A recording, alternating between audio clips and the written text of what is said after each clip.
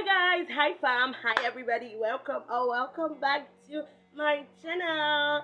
I'm Favor Atasi, I'm for economist. So in today's video we're going to be learning about how exactly we can control inflation. So basically there are three measures I want us to categorize this into. Number one, we have monetary measure. Number two, we have fiscal measure, and number three, we have a bunch of other measures. One, under the monetary measure, we have increase in bank rates. Now, if we want to control inflation, we have to increase bank rates. Yeah, I know it doesn't sound pleasant, but you have to control this thing called inflation. Yes. So, what is bank rate itself? Bank rate actually refers to the rate at which the interest rate at which the central bank borrows funds or borrows funds to commercial banks. So it's that rate at which federal central bank of any country borrows funds to commercial banks. So if we want to reduce or control inflation, we need to increase bank rate. Now, when we increase bank rate, there's something that happens. It increases the lending rate of commercial banks, because these commercial banks, they want to make profit. So when they get funds from the CBN, from the central bank at a higher rate, they want to increase their own lending rate to people. So when businessmen and consumers see that this lending rate is too high, you know what they will do? They'll be discouraged.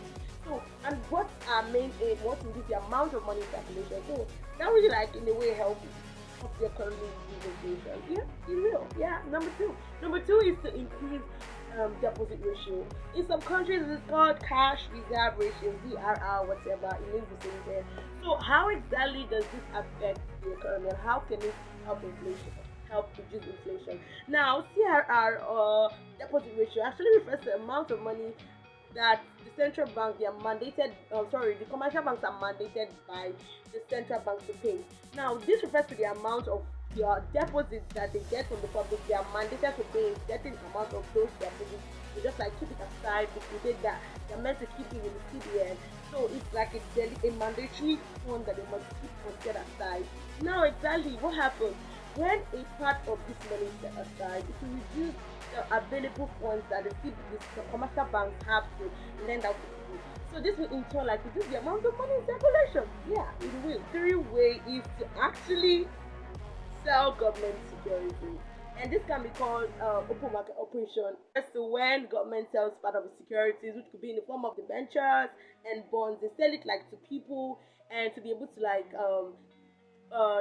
finance their expenses, government expenditure. So I think it will go a long way. It goes a long way to reduce inflation, because why? It reduces people's purchasing power, because when people invest this money into the securities, they don't have too much money to spend. So this will go a long way in improving the economy and reducing inflation. Now, this takes me to fiscal measures. Okay, I'll be talking about two measures under the fiscal measures.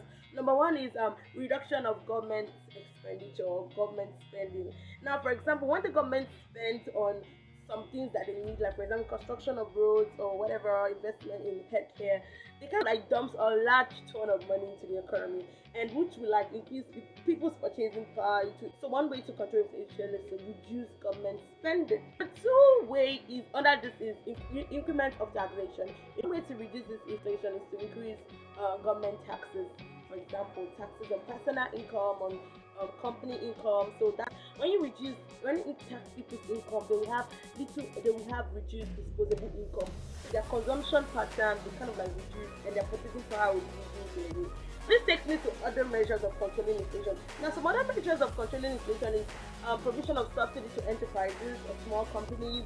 So one way of reducing inflation is to reduce the cost of production of firms.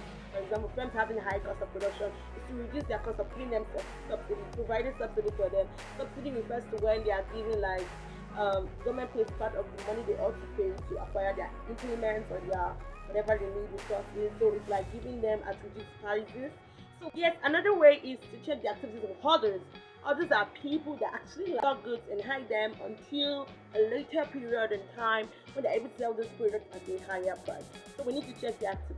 Yes. The three way under other measures is to increase production. For example, when I was explaining some of inflation, I said something that demand pull inflation occurs when aggregate demand exceeds aggregate supply. So how exactly can we control this? By increasing production, making goods more available to people, so that actually we can bring the market to an equilibrium, or at an able to shed more light. Then Love you guys, and this brings me to the end of the video. Until next time, guys.